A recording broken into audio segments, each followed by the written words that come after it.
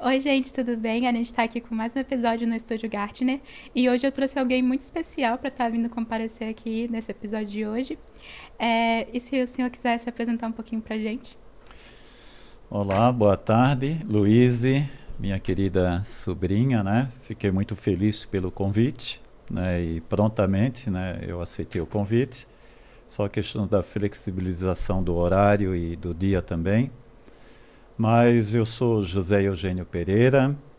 Eu fui educador durante 40 anos da minha vida, professor, né, em todos os níveis de ensino. E atualmente estou aposentado, mas eu exerço não, eu não diria profissão, mas uma vocação de diácono permanente da Igreja Católica, né? E eu tenho feito, além disso, também eu trabalho com formações e palestras em escolas e outros setores aí quando eles necessitam, né? Na questão psicológica também, envolvendo a questão emocional, a questão da racionalidade, para a gente tentar, né, tirar algumas dúvidas que surgem, né, de grupo de pessoas, até mesmo na sua individualidade. A gente trabalha várias questões com a experiência de vida que a gente tem, 66 anos de vida, né? Então eu vim hoje aqui também para tentar conversar um pouquinho com você, Luiz, e com a equipe da Luiz aqui também, e levar para vocês algumas palavras que eu creio que poderá ser útil, né? Principalmente para essa juventude de hoje, tá bom? E como vocês ouviram que ele falou, que ele se apresentou, eu conheço ele como Zé, meu tio avô, que nem ele falou.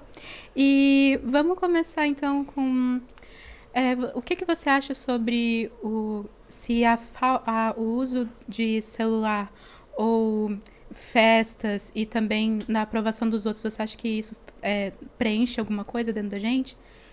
Então, antigamente, né, nós não tínhamos essas mídias, né, tão abertas e tão disponíveis para a juventude como existe hoje, né?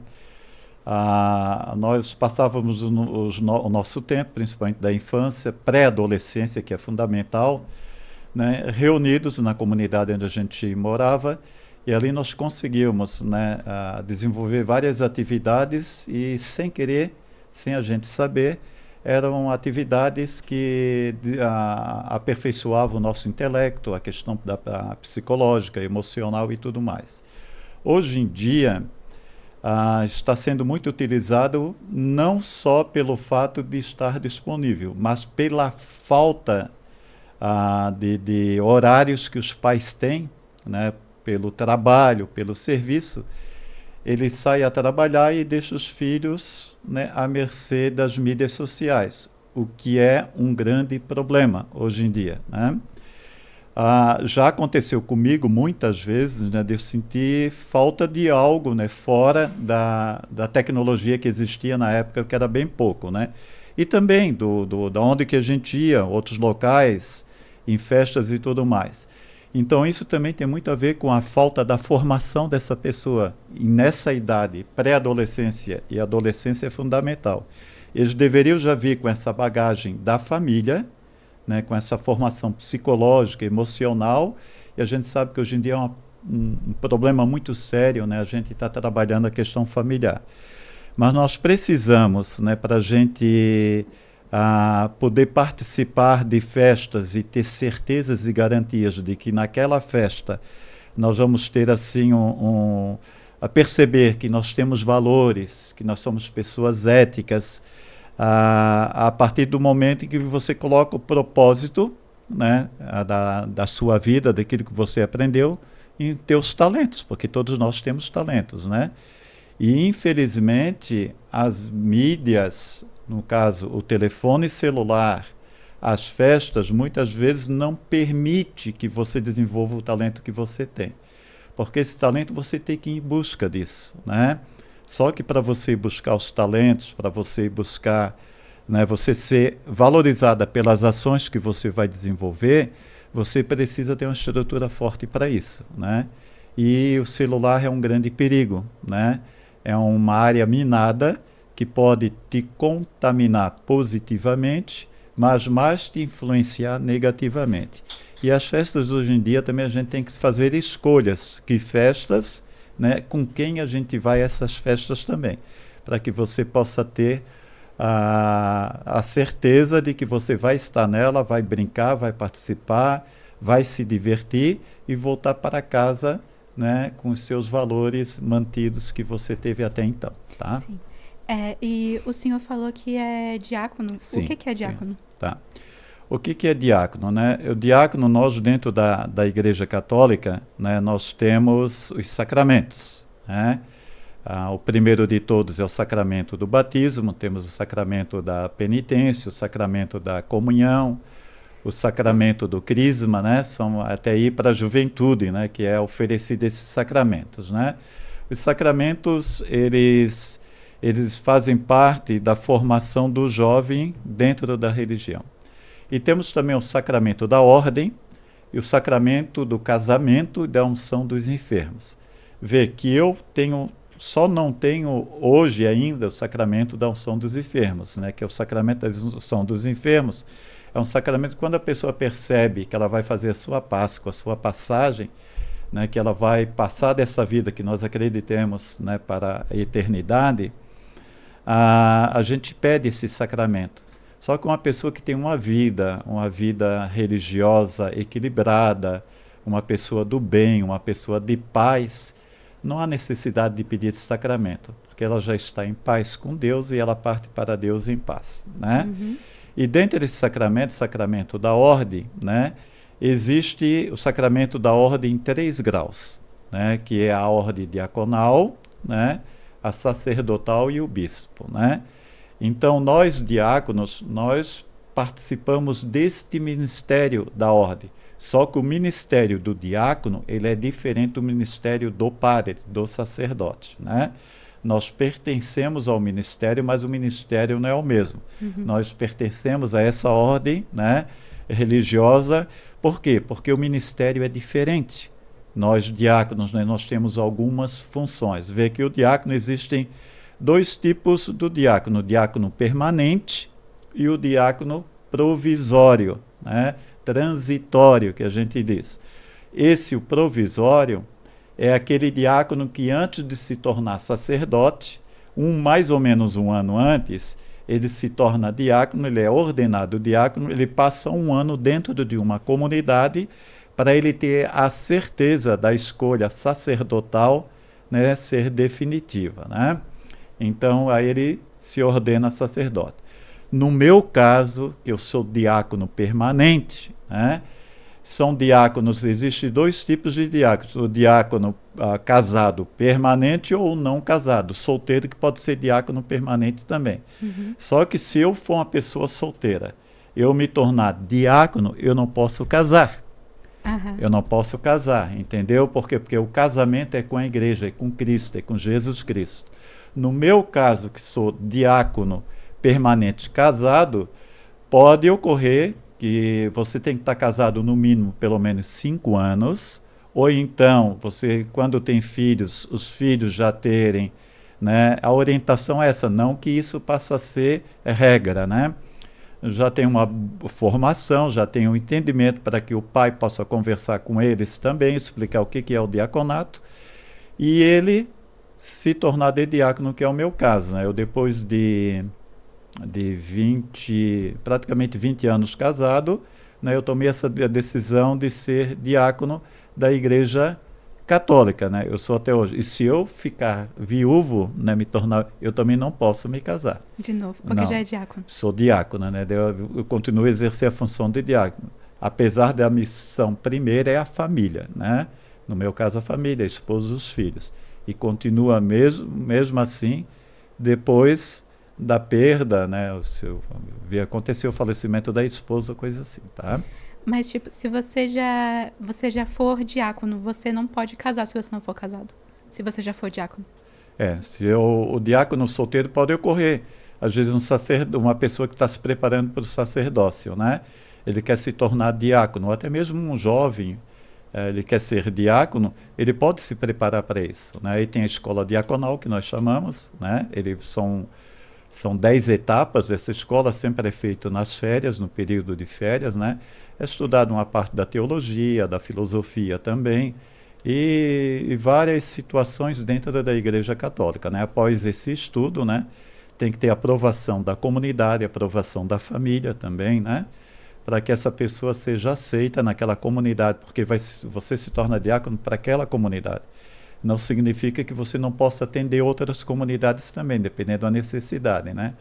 Só que a pessoa solteira, ela pode se tornar diácono, ou aquele que, eu não quero ser padre, eu quero continuar a ser diácono permanente, ele se torna um diácono permanente, mas também não poder exercer o sacramento do matrimônio dele, tá? E o que é religião em si? Então, essa pergunta que tu fez para mim, né, que tu já tinha conversado comigo nos bastidores, né, é muito interessante, né? São fenômenos culturais, né? O que é a religião? São fenômenos culturais, né, que envolvem a questão de práticas, valores, crenças, né, que é conectada ao sagrado, né? Isso é religião. Desde dos povos mais primitivos, sempre houve assim uma curiosidade, sentiu a necessidade de entender os fenômenos que ocorriam na natureza, os fenômenos naturais, o vento, a chuva, o nascimento, a morte e assim por diante, né? Sempre houve essa curiosidade e essa necessidade, né? Então, tudo queria uma explicação. Por que isso acontece? E o não entendimento, então, ele saiu da questão física, como a gente diz, do mundo físico. O físico é o que você vê, o que você toca, né? Uhum. O mundo físico, né? Eu toco, eu posso sentir, eu creio, eu acredito nisso aqui porque eu vejo, né? Então, por eles não terem explicações, eles começaram a transcender, que a gente pode dizer, eles saíram do mundo físico, eles partiram para o metafísico. O metafísico é além da física, é além da consciência da que a gente vê e da que a gente enxerga, né? Então eles começaram a buscar aí, né, respostas para essas dúvidas que eles tinham. Então foram surgindo algumas religiões. A primeira delas, talvez a panteísta, né? Porque eles passaram a divinizar esses elementos, que era a água, que era a chuva, o vento, como algo divino. Nós chamamos de panteístas, né? Uhum. E animais também passaram a divinizar isso aí, né? E depois surgiram outras religiões também, como poderia dizer a politeístas, né? O que é politeístas, né? Eles começaram a personificar, né, o humano, né? O humano. Então, os panteístas, eles passaram a ter essa ideia, o politeísta, né? Passaram a ter essa ideia de divinizar alguém, olhar alguém, algo maior, algo superior, e também divinizar.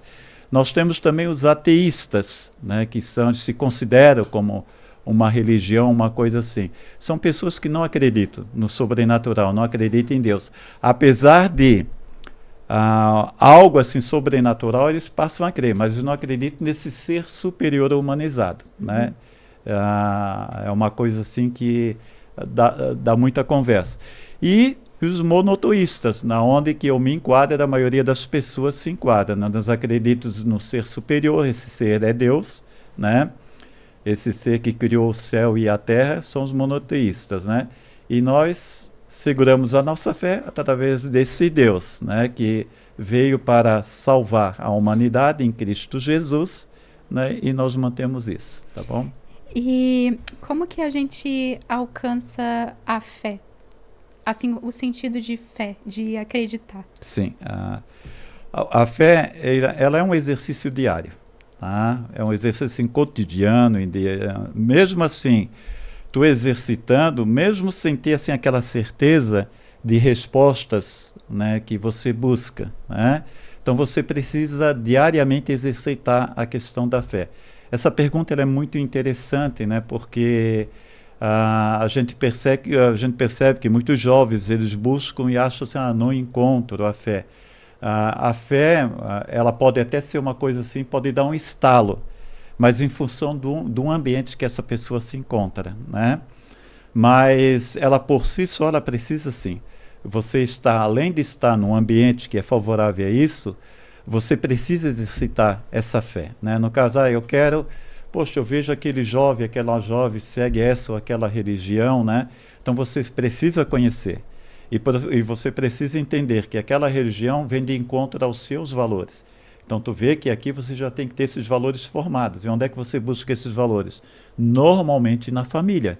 Na família, são fundamentais, né, que você busque esses valores na família. E como eu falei, a questão familiar hoje é uma questão muito séria, né, devido às atividades, empregos e tudo mais.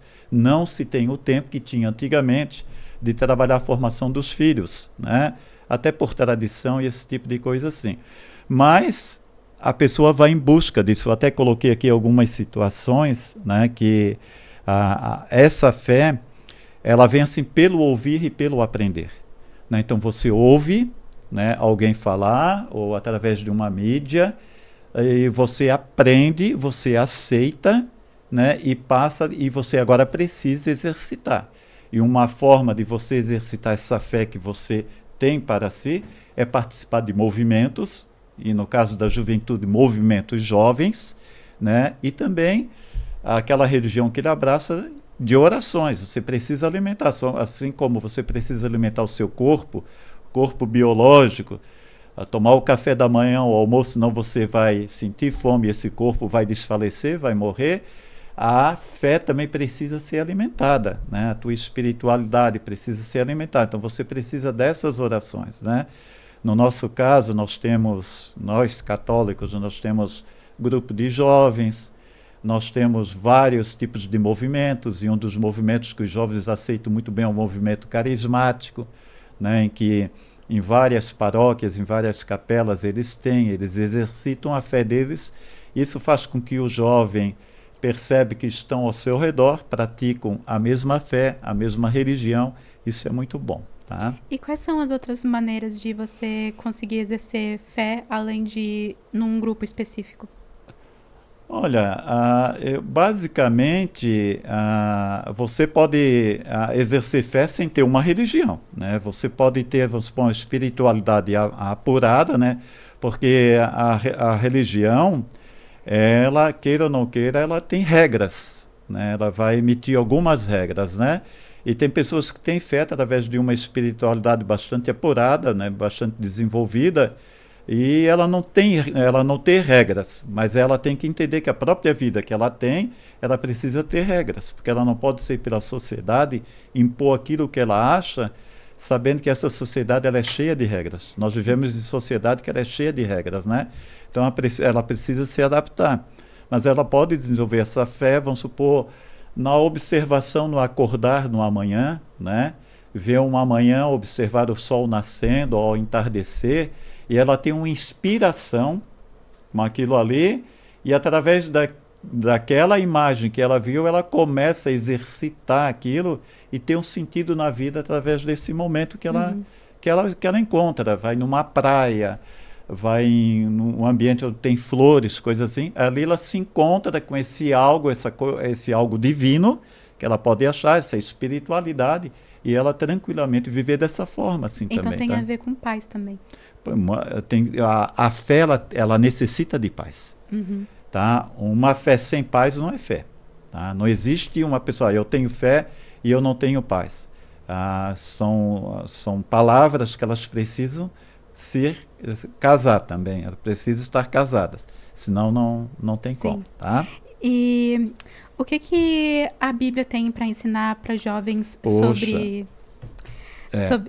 tanto para jovens e adultos sobre as coisas da vida, além da religião?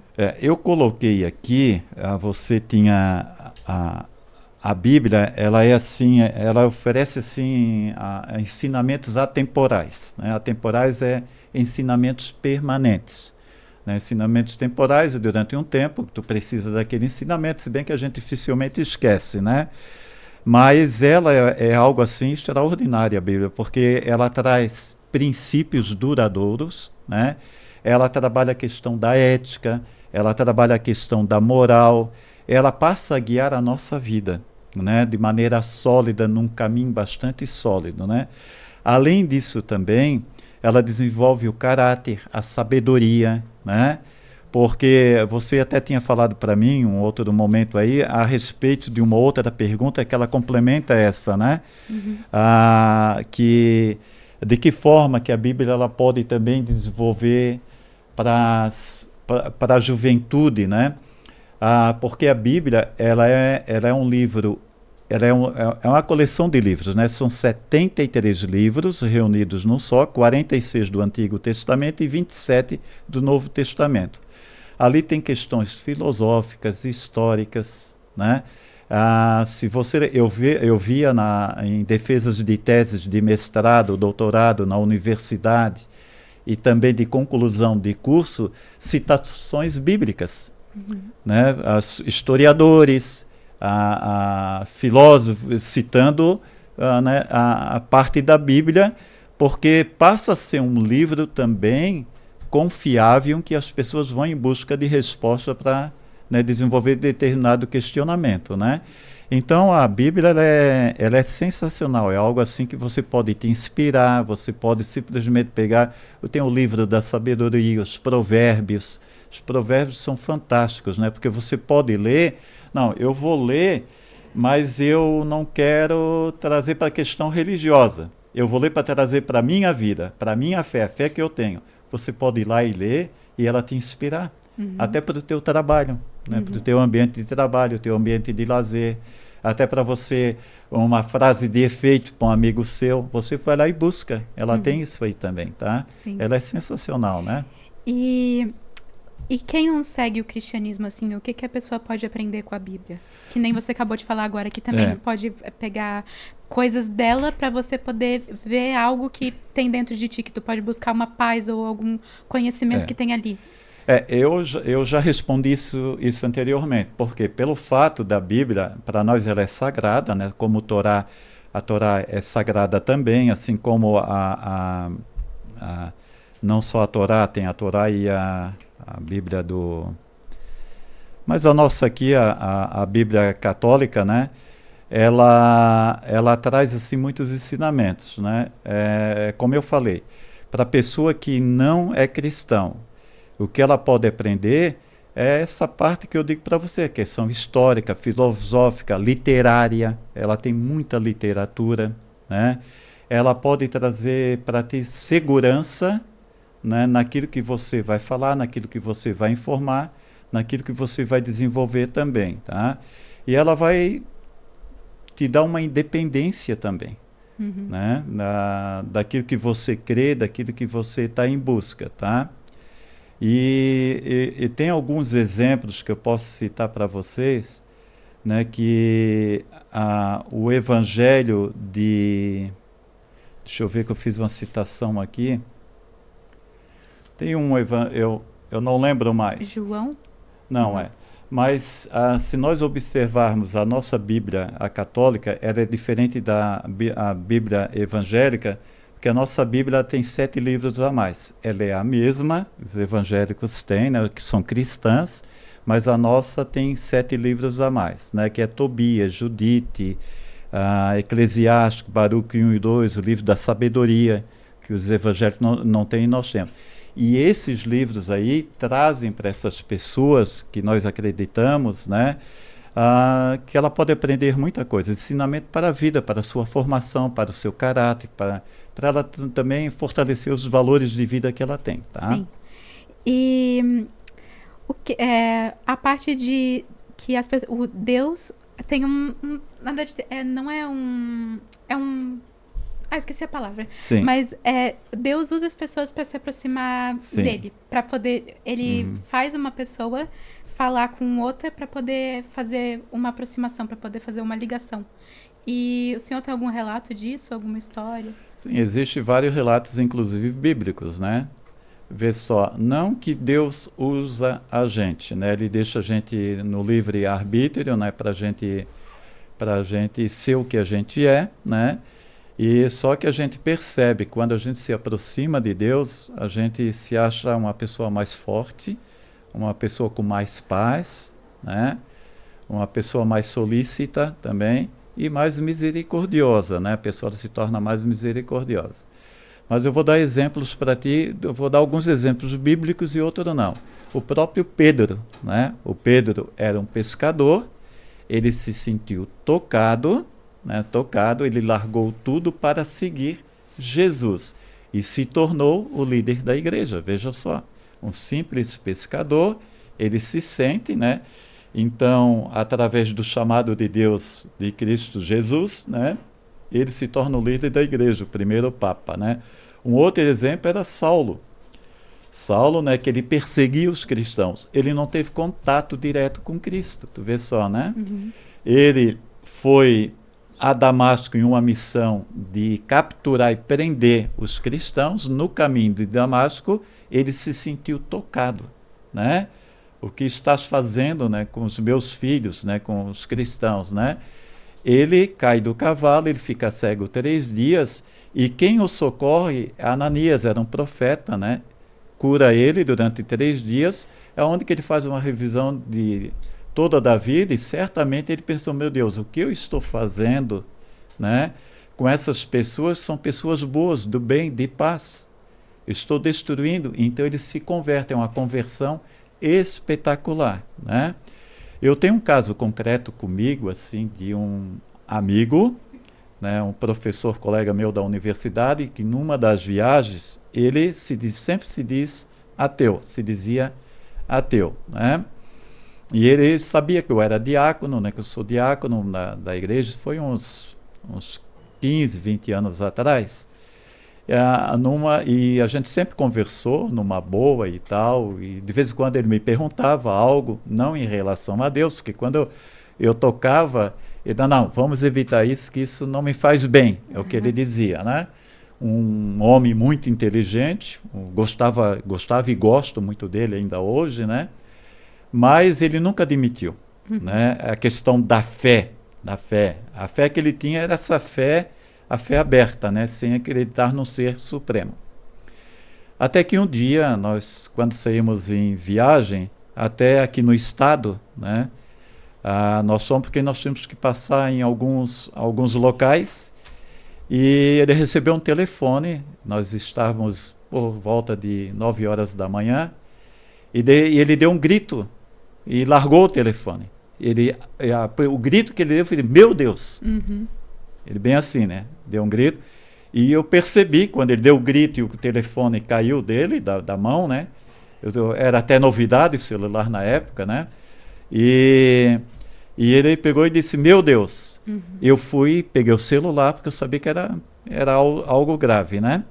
E eu percebi que ele ficou transtornado, e eu peguei e atendi. Era a polícia que tinha ligado que o filho dele tinha sofrido um acidente, né? Só que ele não deu ouvido, para não sei a forma que esse policial deu a notícia para ele, exatamente o que estava acontecendo. Aí ele fica tranquilo, ele achou que eu fosse, não, eu sou o colega dele, tal, ele está aqui, não está em condições, não, avisa para ele que o menino está bem, tal, nós estamos aqui no hospital, mas ele está bem, que tem um probleminha no braço dele aqui, esse tipo de coisa assim, né? Daí eu passei a informação, nós voltamos, logo, eu deixei passar 1 ou 2 semanas, aí na outra viagem, fomos para o Nordeste, eu peguei e falei para ele, eu preciso conversar contigo sobre algo, eu assim para ele, você lembra tal, a primeira frase que você disse quando... Não estou lembrado, ele assim.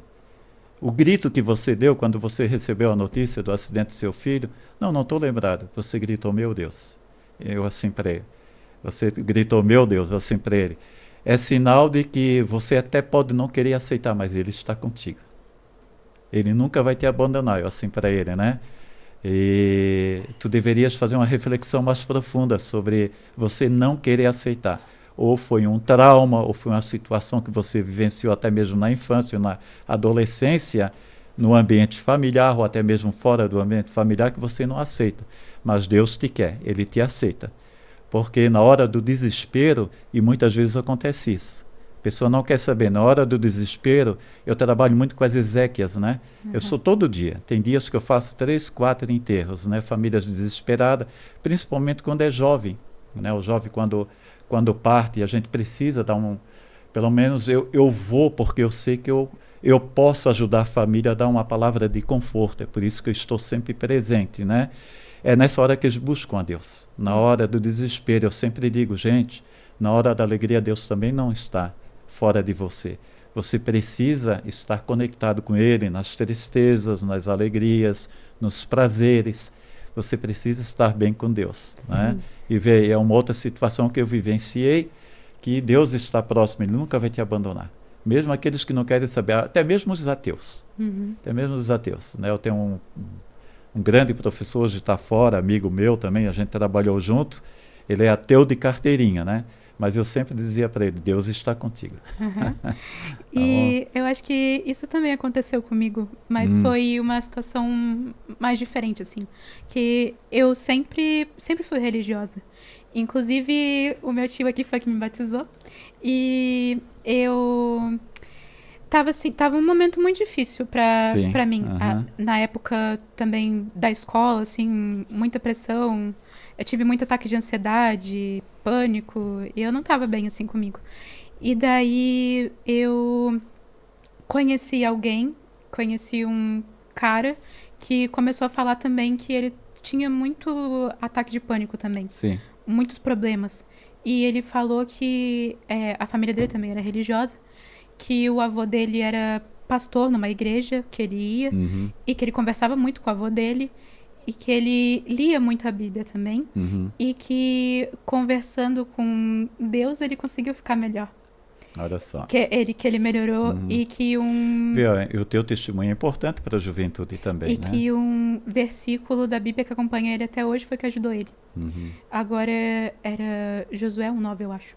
Era Josué 1:9, que acompanhou ele bastante. E quando eu ouvi que ele falou isso, que ele tinha a mesma idade que eu, passou pelos mesmos problemas que eu percebi, assim, eu tenho que me entregar mais a Deus também, que nem ele. Tipo, buscar mais a Deus também, que nem ele. Porque foi isso que ajudou. E quando eu fiz isso, eu consegui me ajudar também. Então, hoje, eu me sinto melhor, me sinto mais conectada a Deus do que eu era antes. Não que eu não fosse, mas eu me senti muito mais conectada, muito mais próxima. Por causa dele, porque por isso que ele falou, por isso que eu coloquei nessas perguntas que Deus usa pessoas para aproximar dele. Então, eu achei que isso foi que Deus quis que eu conhecesse ele para eu poder me aproximar dele. Foi uma interpretação minha, né? Ô Luiz, para você esse testemunho, eu gostaria também de passar isso para os jovens, do que você falou agora, né? Que a juventude ela precisa buscar informação, conhecimento, né? Eu tenho uma formação que eu dou para professores, né, inclusive fora do estado também. Eu trabalho muito a questão da racionalidade e o desenvolvimento, né, conexão, esse tipo de coisa assim, mas eu trabalho que é o desenvolvimento racional e emocional. Tá?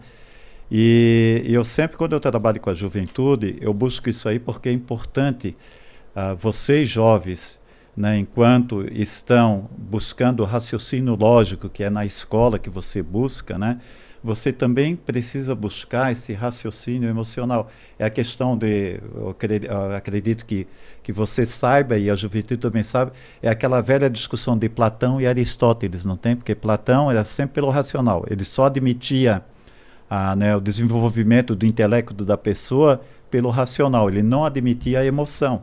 Já Aristóteles, que era discípulo dele, ele concordava com Platão, mas ele dizia, não, opa, mas espera aí, mas também pela emoção se desenvolve, se aprende, né? E é possível. E é isso que eu trabalho. Por quê?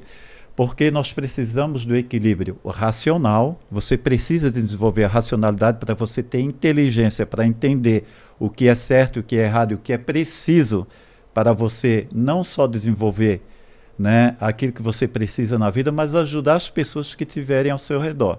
Mas também você precisa da emoção, porque vai ter vários momentos da vida de você, jovem, de você que está aí nessa coisa, você vai enfrentar barreiras, você vai enfrentar situações que, se você não tiver emocionalmente bem amparado, você vai se frustrar, você pode até cair numa depressão, esse tipo de coisa assim. E eu trago isso quando eu trabalho a religião, a emoção eu trabalho a racionalidade, o intelecto e a espiritualidade. Eu substituo a emoção pela espiritualidade. Então, quando você começa a desenvolver essa racionalidade, procure também a estudar um pouquinho sobre a espiritualidade. Então, dentro daquela religião, daquilo que você crê, vai em busca disso, né? Então, é por isso que tu diz, é bom ler a Bíblia, sim. Para nós, católicos, é bom participar dos sacramentos. É bom participar de grupos jovens que professam a mesma fé, a mesma religião, né? A mesma religião. Ah, eu sou evangélico, sou pentecostal, sou isso, sou aquilo. É bom que o jovem participe daquela forma. E também conhecer as outras religiões, porque às vezes a gente não se encontra naquela religião que a gente está, né? E a gente percebe que outra religião tem algo a mais que atende àquela necessidade que sempre faltou na minha vida, né? Isso é importante. Eu nunca, quando eu vou dar uma formação, eu vou dizer, não, vai para a religião católica, que é a minha religião. Eu trabalhei numa disciplina na universidade que foi sobre as religiões semitas, né? Lá eu tinha desde pai de santo, que eram alunos meus, né? Até ministros da Sagrada Comunhão da Igreja Católica. Eu tinha vários, 13 ou 14 denominações. Eu, em momento algum, eu nunca pendi para o lado, para o outro, eu nunca trouxe, né? Para que a pessoa fique bem à vontade, porque a escolha é sua. Você precisa ser tocada por Deus, porque isso te traz paz, vai fazer com que você viva feliz, você vai ser a pessoa que você vai conseguir brincar, participar de jogos, participar de festas, namorar, você pode fazer tudo isso, mas tendo um equilíbrio racional e espiritual. Isso vai te levar com que você tenha uma vida mais tranquila, pode acreditar. E também o Espírito Santo, ele pode tocar qualquer um também. Sim, o Espírito Santo, ele, além de ele falar com, né, a pessoa, vamos supor, eu não tenho fé nenhuma, mas mesmo essa pessoa que não tem fé, ela pode ser tocada pelo Espírito Santo, porque é o sopro da vida. O Espírito Santo, Deus, quando ele dá vida para nós, ele dá o sopro através do Espírito Santo. Então, eu tenho dentro de mim o Espírito Santo. Só que esse Espírito, que é o sopro da vida, que é de Deus, eu sou filho de Deus. Sou a imagem e semelhança de Deus. Então, ele vive em mim. Então, a pessoa, eu sou ateu, mas o Espírito Santo, você é tocado pelo Espírito, o sopro de Deus. Entende? Agora, a partir do momento quando você aceita um batismo, né? Aí você aí você recebe esse Espírito, né? É o Pentecostes que você recebe. E esse Espírito que vem para você não é de você. Ele é exclusivo, ele é de Deus, mas está em você. Está no seu Espírito, está em você. Ele vem para te auxiliar. Então, uma pessoa que ela diz assim, eu me sinto tocada pelo Espírito, é uma forma de você se aproximar de Deus. Poxa, eu estou sendo tocada pelo Espírito Santo. Então a pessoa começa a ter esse raciocínio, né? Mas esse espírito, que espírito é esse? Ela começa a entender que esse espírito não pertence a ela, pertence a Deus. Ela é de Deus. Então é uma conexão que ela traz para junto de Deus, tá? Mesmo sendo religioso ou não. Então o espírito é para todos. Então Cristo, quando ele vai, ele diz, vou deixar para você, né, o que o meu pai me prometeu, né, que é o Espírito Santo. E deu o sopro, né, Pentecostes, né, que nós vivenciamos agora. E uma dúvida que eu tenho assim há bastante tempo, nessa parte de batismo, como todo mundo ele pode ser tocado pelo Espírito Santo, como o Espírito Santo vive em você, mas no batismo você aceita esse Espírito, porque Deus vai te dar esse Espírito exclusivo para você. A pessoa que ela segue essa religião, ela precisa ser batizada ou o Espírito Santo já está ali dentro dela, assim, já está sendo tocado? Então, Luiz, é uma pergunta assim, muito boa que você faz, né? Eu vou assim mais me direcionar agora para nós católicos, né? O batismo, ele é feito normalmente quando a criança ela é recém-nascida. A criança não tem a consciência ainda disso, né? Para dizer o que você está dizendo agora, eu aceito, né? O batismo é feito por quê nessa idade? Uma por tradição, mas principalmente pela fé dos pais. Tá? Por isso que o batismo é feito cedo.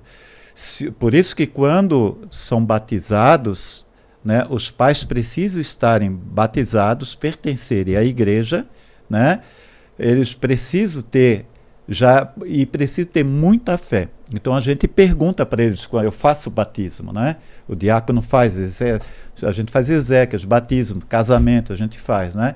Então é a fé dos pais que vai manter o Espírito Santo nessa criança.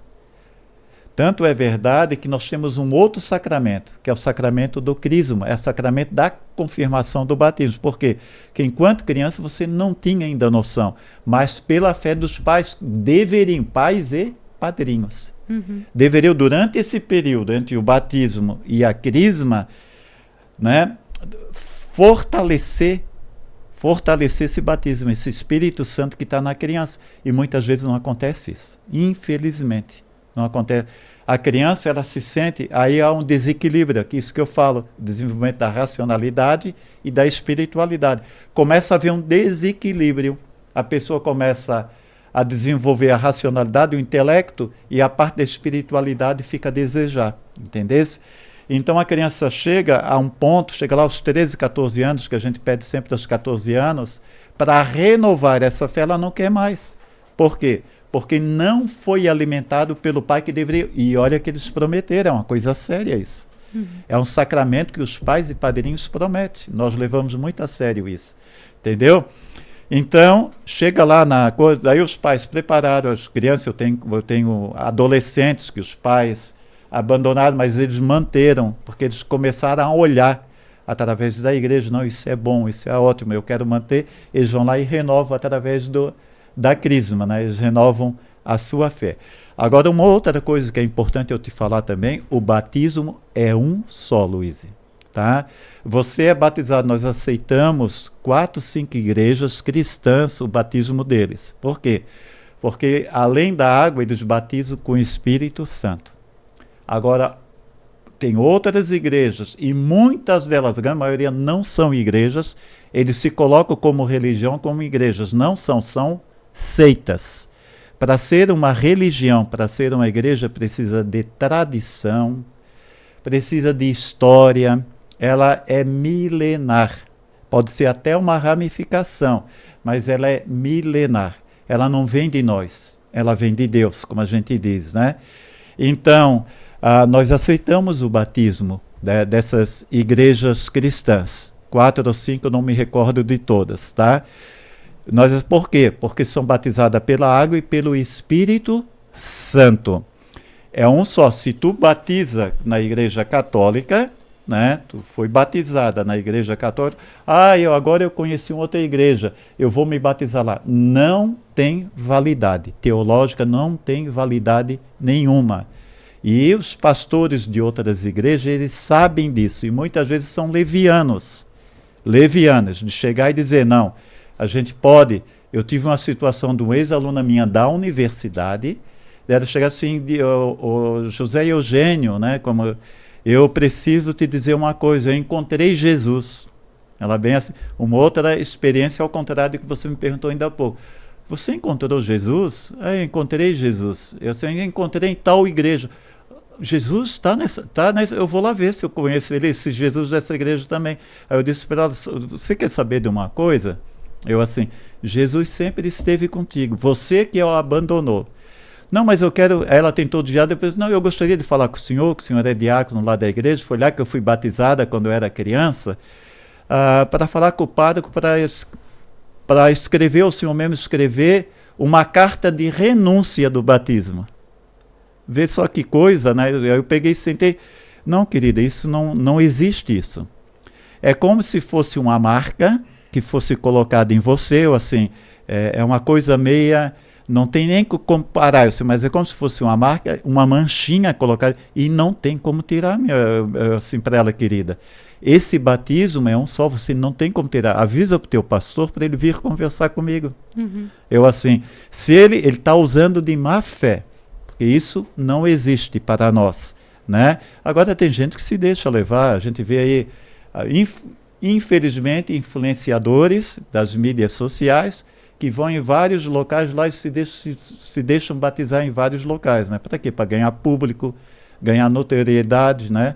Isso para Deus para nós não existe, tá? E Você acha que a religião ela pode mudar a vida de um jovem para melhor? Ah, sim. Como eu falei para ti, né? O equilíbrio, né? Você, quando busca o equilíbrio... eu vou te dar um exemplo. Quando eu decidi ser diácono, né?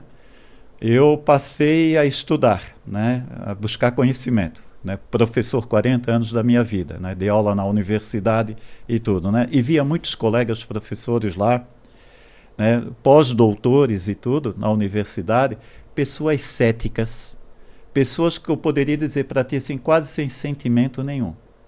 Desenvolveram, assim, e pessoas assim, mais pessoas boas, entende? Mas na hora de julgar, pré-julgar um conceito de um aluno, eles não olhavam o lado do aluno, eles não queriam nem saber, só a questão da intelectualidade. Ó, não desenvolveu o que eu pedi, que vá repetir mais uma vez, que se dane, é o que eles usavam. Pessoas céticas, frias, pessoas que não tinham a parte emocional e espiritual desenvolvida, era muito nítido isso aí, né? Nesses colegas meus que eu vi, nem todos, mas a maioria, né? Que eu vivenciei. E ao mesmo tempo também eu já vivenciei com pessoas muito religiosas, radicais, pessoas que radicais e que não aceitavam dialogar com outras igrejas, com outras religiões. Isso aí leva ao fanatismo, leva à morte. O que é muito triste, a gente vê na televisão hoje em dia. Pessoas radicais, fanáticas, formam grupos fanáticos e não aceitam, é só eles. Entende? O que é muito triste isso. Tá? É muito triste. Então, é preciso que se busque, eu sempre digo, e quando eu me coloquei nessa situação, que eu fui em busca de estudos e tudo mais, eu percebi um vazio muito grande dentro de mim, um vazio muito grande, e comecei a ter lembranças da formação espiritual que eu tive, dentro da família, lá com a minha mãe, com meu pai, e tudo mais, e fui em busca disso, eu tenho sacramentos e fui em busca disso. E comecei a estudar também, a ler também a questão espiritual de várias igrejas. Lá dentro da universidade, eu lá dando aula, né, para várias denominações religiosas, e com eles eu comecei a estudar junto deles esse tipo de coisa assim também. Tá? E eu percebi, à medida do momento que eu estava estudando a questão e olhando, eu comecei a olhar para mim. Né, o que nós chamamos da intrapessoal, né, as múltiplas inteligências, né, eu comecei a me olhar e comecei a perceber, me olhava no espelho, até tem uma formação que eu dou, né, a questão do olhar, né, então eu comecei a me olhar no espelho e comecei a perceber que no espelho eu também era alguém, que eu não tinha percebido, mas porque a gente se olha só no espelho para se reproduzir, né, o externo, né, a estética, e eu comecei a me olhar para dentro, né, opa, tem algo dentro de mim que eu posso, né, melhorar, que eu posso também melhorar a vida das pessoas. Então eu comecei a estudar e a ler a espiritualidade, a tal ponto que eu consegui um equilíbrio entre o intelecto e o emocional, que eu digo né, o espiritual. Né? E hoje eu trabalho isso, né? Estou aposentado, né, na minha profissão, mas não deixo de ler, que é uma necessidade, né? E continuo em ativa na questão espiritual, procurando ajudar as pessoas. Quando eu chego na casa de alguém que eu vejo que não é uma pessoa católica, eu ouço a pessoa e nunca vou induzir essa pessoa. Não, eu procuro auxiliar a pessoa e buscar para ela o melhor caminho que ela possa encontrar para a vida dela. Tá? Até porque na Bíblia também, né, não se fala de você ficar seguindo totalmente os dogmas como essas pessoas radicais que seguem. Uhum. Você tem a sua intimidade com Deus e a sua intimidade com Deus. Tipo, se você lê a Bíblia regularmente, se você ora, porque a oração é a forma mais íntima que você tem com Deus, de conversar com Deus. Então, se você faz isso, você tá com Deus. Você não precisa seguir radicalmente dogmas que a igreja te impõe. Você vai seguir o que Deus está te ensinando. Eu preciso, Luiz, deixar claro uma coisa, né? Nós temos, assim, pela fé, dogmas, nós não discutimos dogmas, nós aceitamos, né? É bom deixar assim uma coisa bem clara, né? Por mais que a gente encontre pessoas que, né, que, como tu dizes, né, são radicais e tudo mais, a gente não questiona. Então, a gente aceita, né? Pela fé que eu tenho, eu creio, eu acredito, né? Como eu digo, olha, eu acredito na ressurreição, eu creio, né? Na minha passagem, na minha Páscoa, na minha passagem, né? Se eu for uma pessoa que procuro a paz, que procuro o bem, né? Que busco junto à juventude algo que dê sentido para a vida dele, eu acredito que, né, como recompensa, eu creio ser uma recompensa, né, eu ressuscitar. Né? Isso é uma questão, é um dogma, é questão de fé. Eu creio nisso. Tem pessoas que não acreditam. Eu tenho amigos espíritas que eles falam da reencarnação. Né? Eu respeito tranquilamente. A minha fé não permite isso. Entende? É questão de dogma, é questão de aceitação, é questão de Deus. Eu espero que fique bem claro, tá? Porque daí talvez pense, não, mas não é bem assim, não. Para nós, dogma a gente não questiona, a gente aceita. Tá? Não, é que eu pensei, é que eu estava falando tipo de regras da parte da igreja, não dessa parte espiritual. Sim. Daí nisso eu da instituição, tu fala instituição. Eu digo, não dessa parte. Mas Luiz, mas tens que entender também que a questão da instituição, toda e qualquer instituição ela é cheia de regras. Sim. Há necessidade disso, inclusive aqui. Né? Aqui esse ambiente que nós estamos aqui é necessário. Não, é porque vai... Não. É necessário sim ter regras. Também na sociedade, aí na rua. Não pensou um lunático, uma coisa, acha que pode fazer o que quer, né? E não é bem assim. Nós, a sociedade, a gente, quando convive em sociedade, a gente precisa impor regras. Tem que ter regra. E quando você pisa naquele ambiente, a primeira coisa que você precisa saber o que é. Quais são as regras. Você não pode quebrar isso, porque você está agredindo. Né? Eu tive uma experiência numa comunidade indígena lá no Amapá, quando eu fui trabalhar lá pela universidade, né, bem isolado, uma comunidade indígena, e eu estava junto com antropólogos, né, e uma das quais falava a língua deles. Eles não me aceitaram. Por quê? Porque na minha chegada eu quebrei algumas regras deles. Eu até então não sabia, por ignorância e tudo mais, né? Mas, no entanto, eu procurei saber. 2 ou 3 dias depois, né, de eu estar na convivência, e nenhum deles chegavam perto de mim. Né?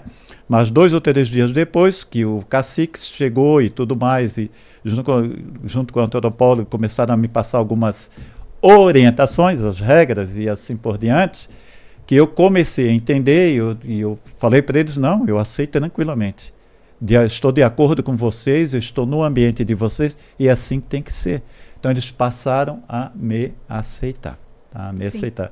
Não adianta eu querer chegar aqui, querer impor regras, existem regras. E a religião é assim.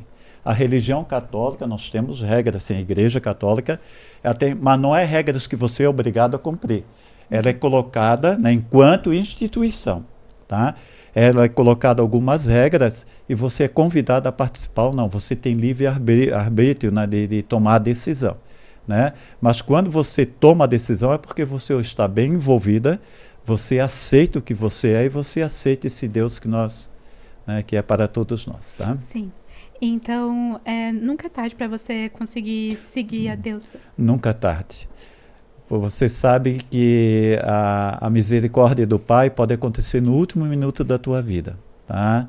Nós temos lá o exemplo dos ladrões, né? Aquele que aceitou, pediu perdão na cruz, né? E ainda hoje estarás comigo, né, no paraíso. Né? Então, é uma coisa que a gente deixa para a juventude, né? E eu gostaria de deixar para todos os jovens que nunca é tarde para Deus. Por que nunca é tarde? Porque Deus está sempre com a gente. Sempre, seja qual for, mesmo aquela pessoa que não está batizada. Eu quero repetir, nós somos a imagem e semelhança de Deus. Né? Nós somos filhos de Deus. Os seres que nós temos, que nós aprendemos, que tem a imagem. Então, quando eu olho para você, né, com um olhar bastante assim, tranquilo, olhar de paz, eu vejo a imagem de Deus. Não importa a raça, não importa se é masculino ou feminino. Tá? Então, se nós o somos, é porque nós pertencemos a Ele, nós somos dele. Então, não existe nenhum momento, né? Eu passei 80 anos da minha vida rejeitando a Deus, mas eu tive um momento lúcido, né, de querer compartilhar a vida que eu tive a Deus e Ele me perdoar. Eu tenho certeza, se você fizer com humildade, com sinceridade, Deus vai te perdoar. Tá? Então, se o senhor quiser deixar alguma palavra final aqui pra gente. Então, eu gostaria, eu anotei, né, aqui uma coisinha aqui para a juventude, né? O que eu quero dizer, né, para vocês, que vocês são a esperança do mundo, né? Quando a gente fala, vocês podem pensar assim, meu Deus, o que é isso? Esperança do mundo? É muito, talvez é impalpável, né? É muito grande, não? Mas a coisinha mínima que você fizer aí, vocês têm um recurso muito grande, que é isso aqui, o microfone, isso aqui, ó, o mundo todo pode ouvir. Quando eu fiz a teleconferência da UDESC, né, em 2003, 2002, a teleconferência, durante a teleconferência era através de e-mail ou 0800, que não tinha as mídias que tem hoje, né? Eu recebia telefonema dos Estados Unidos, telefonema da Europa, pela antena parabólica lá no Morro da Cruz, na TV Cultura, né, que nós fazíamos lá a teleconferência, né? E eles imediatamente tentavam interagir com a gente por telefone. Eu tinha uma equipe de professores por trás, né, para você ver. Então, o mínimo que vocês fizerem, tá, vocês poderão, né, atingir o mundo todo. Então, vocês, vocês são a esperança de um mundo muito mais justo e solidário, né? Então, o que eu peço para vocês, que vocês não se envolvam com mais influências, né? Tenha um caráter íntegro. Busque esse caráter íntegro. O mundo precisa. Só no olhar a gente percebe uma pessoa que tem caráter. No conversar a gente percebe uma pessoa que tem caráter. Um jovem que tem caráter. Um jovem que quer, né? Ajam com princípios éticos. Isso é fundamental, né? Tenha ética naquilo que fazem, né? Isso, e sejam fiéis aos valores do bem. Tá? Então, os valores que vocês herdaram dos pais de vocês, por isso que é bom, né? Eu trabalho muito com os pais, né? Os pais fortalecerem os filhos, porque os filhos não vão esquecer que os ensinamentos primeiros são os ensinamentos que a gente leva para a vida, né? Fortalecerem, e esses valores, vocês irem além, transmitirem aos amigos que precisarem e também aos filhos, né? Que se um dia vocês tiverem, né? Eu convido, né? Então, neste caso, eu convido aqui cada um de vocês serem cristãos. Por que eu convido vocês serem cristãos, né? Para que vocês tenham a alegria e a criatividade de ouvir, de participar e, quando possível, de anunciar a palavra de Deus. Porque a palavra de Deus, ela só vai agredir aqueles que não buscam a verdade, aqueles que não buscam a paz. Porque a palavra de Deus, ela só traz paz. E eu estou convidando a serem cristãos, mas se não quiserem ser cristãos, mas quiserem também trazer palavra ou anunciar palavra de paz, olhe o Evangelho, tem muita coisa boa e bonita, né? Isso vocês podem transmitir aos amigos e através das redes sociais também. E eu quero, juntamente com vocês, jovens, e você, jovem aí que vai me assistir, que vai dar um tempinho aos pais também, né? No meu caso aqui, particular, humildemente, né? Unidos a Cristo, unidos num só corpo pelo batismo, e, no meu caso especial católico, e pela Santa Eucaristia, que nós sejamos, todos nós, sermos fortalecidos no amor pelo Espírito Santo, na glória de Deus Pai. Então, jovens, sejam felizes, lutem, porque a vida vale a pena. Se você tiver só mais um minuto na vida, né? Mais um minuto, lute por esse minuto, porque vale a pena. Sejam felizes, se divirtam, amem a vida, amem os pais, amem os amigos, né? Porque você vai ter resultado futuro muito bom. Obrigado. Obrigado também você por assistir, e o episódio termina aqui. Tchau, tchau.